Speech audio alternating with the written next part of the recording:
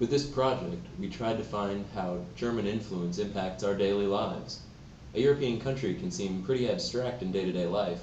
However, upon examination of our own lives, we see Germany in everything we do. Whether it's the cars we drive, the holidays we celebrate, or the foods we eat, when we simply live our lives, we do Deutsch. Most Americans don't realize just how influential German culture has been on their lives. In fact, even more Americans wouldn't know that German influence has been around us even since childhood. For example, most girls about my age can definitely recall owning one or two Barbies at a young age. And most boys can recall being able to using the little Playmobil action figures. Both of these are examples of things that either originated in Germany or the idea was brought from Germany. Barbie, for example, in about the 1950s was conceptualized after a Bild Lily, which was a doll that characterized a popular character in a comic featured in a German newspaper. Playmobil was made in about the 1970s and it just originated in Germany and was brought over to America where it ended up blossoming. German engineering in the auto industry has been one of the front runners for many years and still is today.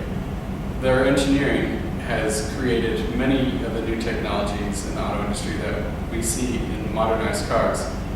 The Autobahn was a very big influence on the US highway system, which has been a very important factor in the United States in all of our infrastructure. Another influence that they have is these striped stuffed animals, which are still popular today with collectors, but they also make teddy bears, kittens, dogs, just about any animal you can think of that are pretty high quality, and a lot of kids end up snuggling them at night to this very day.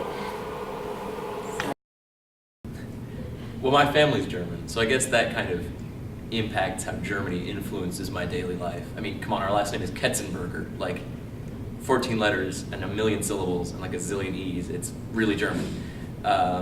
We came over in the late 1800s just to immigrate for like more prosperity, better opportunities. Not like we were like fleeing the Nazis like so many families I know were.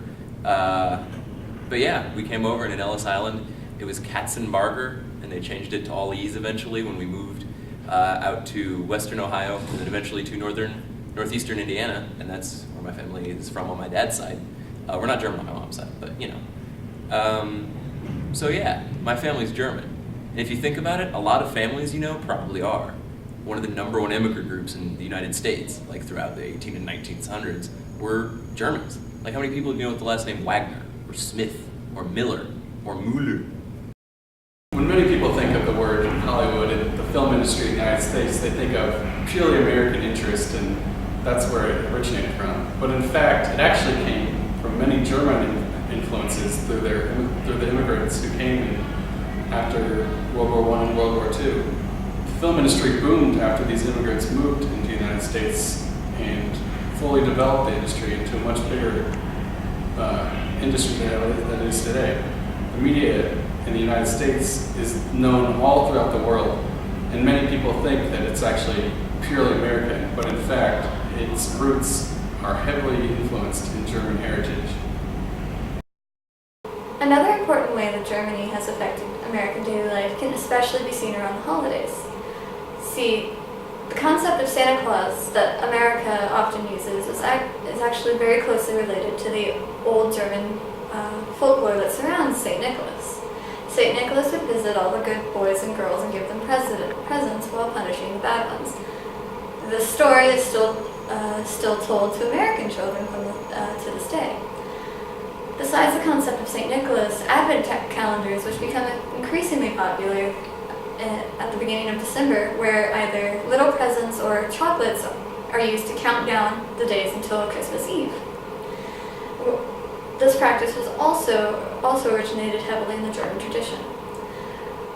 Things like sharing mulled wine and apple cider, which have become classic holiday drinks, are also very prevalent in the German tradition of Christmas.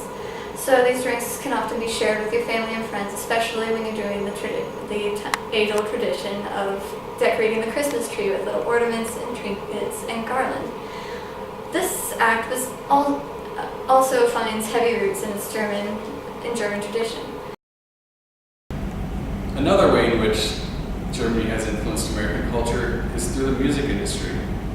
There have been many classical composers throughout time that have been from Germany who have created many very great songs that students are still studying today in music schools. There are many people who thrive to be like these German composers, and they will work their whole lives to study and follow in their footsteps. There are many German operas that are shown throughout the world that have great entertainment value. Many people go to see them today, and they were created many years ago that are still being created today. When was the last time you ate something German? When was the last time you had a hot dog? That hot dog is like the ancestor, the over-processed ancestor of a bratwurst, which comes from Germany.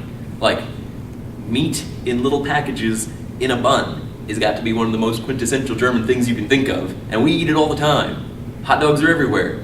Cookouts, football games, baseball games, like parties. What's easier to make than like 1,000 hot dogs for a bunch of little kids?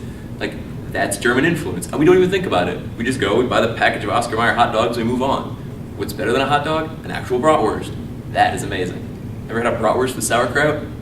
If I could go back and have a bratwurst with my great-grandfather's sauerkraut, that would be perfect. But I can't.